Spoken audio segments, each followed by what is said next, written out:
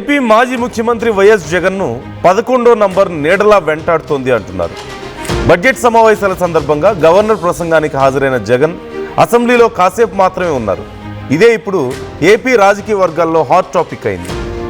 చాలా కాలం తర్వాత ఏపీ అసెంబ్లీకి వచ్చిన జగన్ కొద్దిసేపు మాత్రమే ఉండి వెళ్ళిపోయారు.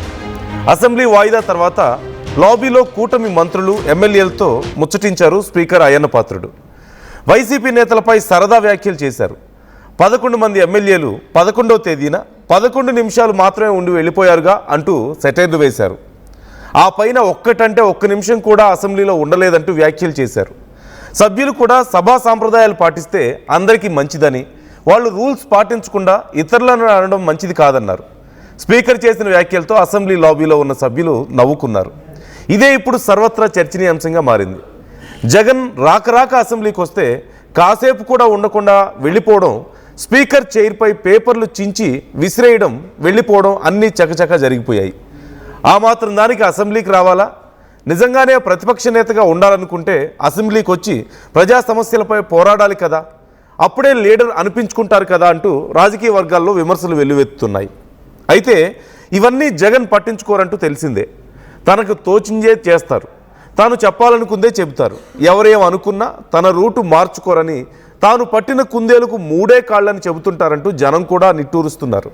అయితే గురువారం నుంచి 2 వారాల పాటు నాన్ స్టాప్గా జరగనున్న బడ్జెట్ సమావేశాలకు కూడా జగన్ హాజరవ్వాలని, అప్పుడే ప్రజల కోసం నిలబడిన వ్యక్తిగా గుర్తింపు లభిస్తుందంటూ పొలిటికల్ సర్కిల్స్లో వినిపిస్తోంది.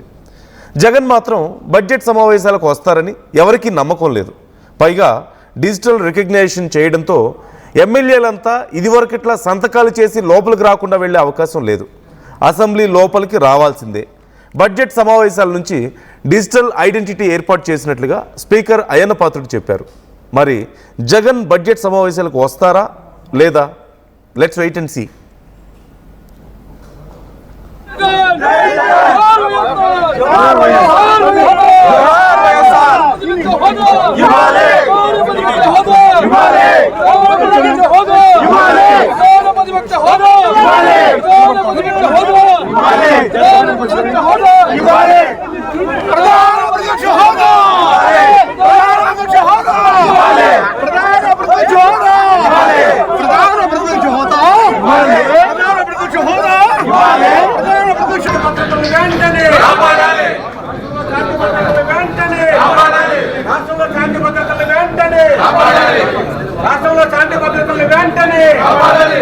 ప్రతిపక్ష హోదా, ప్రతిపక్ష హోదా, ప్రతిపక్ష హోదా, ప్రతిపక్ష హోదా, ప్రతిపక్ష హోదా, ప్రతిపక్ష హోదా, ప్రతిపక్ష హోదా, ప్రధాన ప్రతిపక్ష హోదా, ప్రధాన ప్రతిపక్ష హోదా, ప్రధాన ప్రతిపక్ష హోదా. జై జగన్, జై జగన్, జై జగన్, జై జగన్, జై జగన్. ప్రధాన ప్రతిపక్ష హోదా, ప్రధాన ప్రతిపక్ష హోదా, ప్రధాన ప్రతిపక్ష హోదా. చరిత్ర సృష్టించినోడు ఇప్పుడు ఆ చరిత్రని తిరగరాయబోతున్నాడు. అబద్ధాల గోడల్ని బద్దలు కొట్టి నిజాలను రాగా మీ ముందుంచబోతున్నాడు.